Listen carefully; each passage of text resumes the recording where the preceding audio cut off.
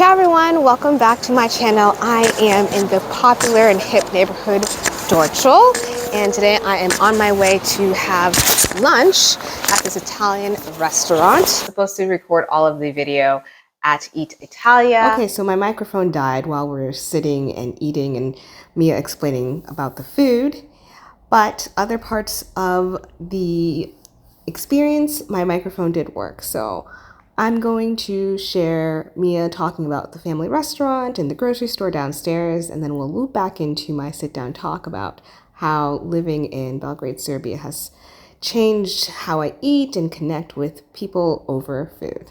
See you in a second. Here is the restaurant. Today I'm here. I invited Blair to come to our place in Dorćol.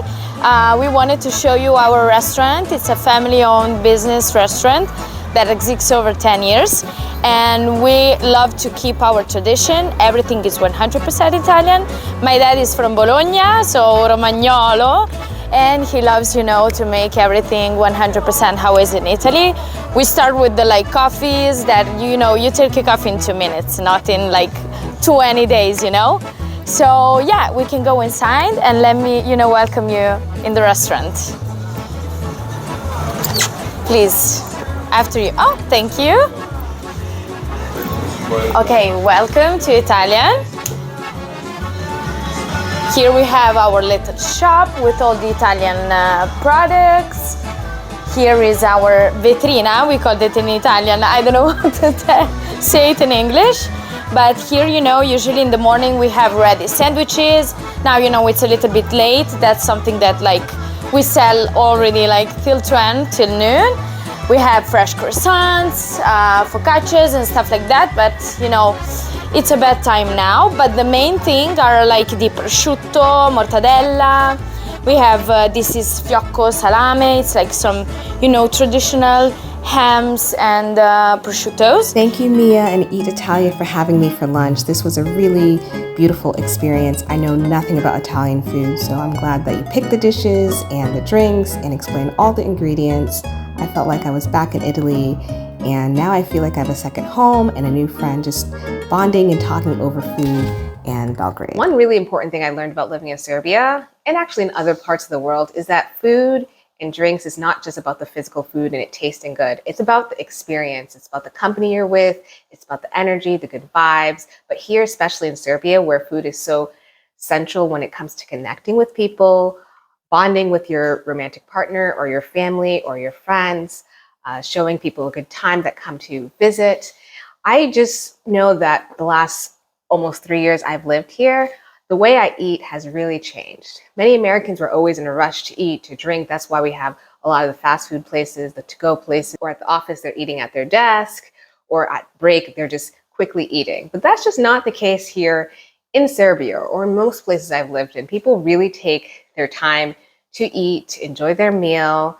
Now I can tell who's a tourist or an American because we're walking with the croissants or pastry in our mouths as we're going. And people don't do that here. You sit and you eat and you enjoy. And as a business owner and going to different business lunches, it's been such a learning curve because I've had these long, lavish lunches and dinners that last several hours. And if you ever go to the city center and you see all the cafes with so many people, one might think, does anybody work? And it's not just about the food. The food is good. It's very good, but it's about the conversation.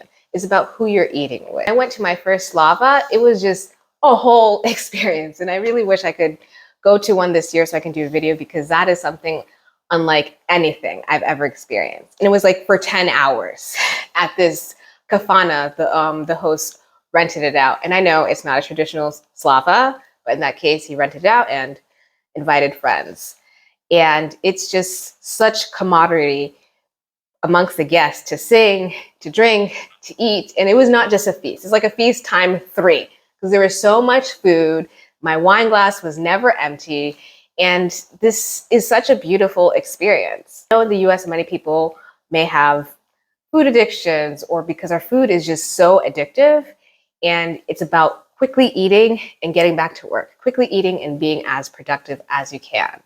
And that's just not the case in Serbia. People are productive, but In Serbia and most parts of Europe and in Asia where I live, people really sit down and enjoy their food. When it comes to family time, you're having nice long dinners, even if you go out all the time. When I lived in Thailand, people went out, especially the malls, so beautiful, and they were always full on Sundays with families, with friends, and big groups. And it's just like, wow, this is like early 90s or 2000 in the US. So yesterday was a whole entire, I guess, a pivotal experience for me because I don't know a lot about Italian food and I didn't know how to order. I didn't order of the food. I know, I'm sorry, I'm very new. I'm not a foodie, but it was really a great experience with Mia for her to sit down with me and talk, about the ingredients, about the different orders of food. And it's just really beautiful to live here and be in a society where food is not only just central, but it's a central way to connect with people.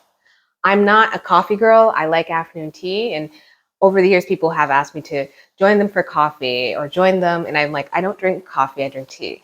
But now I understand that it's not just coffee, because at least coffee dates in the US is something very cheap men do just to try to take as much time and energy for you. But here it's just a good way to bond and connect with someone over coffee. I still decline, and I do prefer afternoon tea because for me, that is a way I've been able to connect and bond with people through my tea parties, through my networking events, through friends. So it's really amazing to live in a place and just have that experience at Eat Italia, to have such an experience. I might have to tell them, have that especially on your menu for people that don't know anything about Italian food, have like this experience service because it was really a wonderful experience. Thank you for watching. I will definitely go to a restaurant once a month and record my experiences and meet and showing all the different food. Last month, I went to Mali Piazza in the city center. Now Eat Italia. Eating out has completely transformed my happiness and my well-being and I guess lifestyle living in Belgrade. Food is not just food, it's a way to connect with other people. So thank you, Mia and Eat Italia, for having me for lunch. Thank you again for giving me this nice jam. I had it this morning for breakfast. Very yummy. I like a sweet breakfast.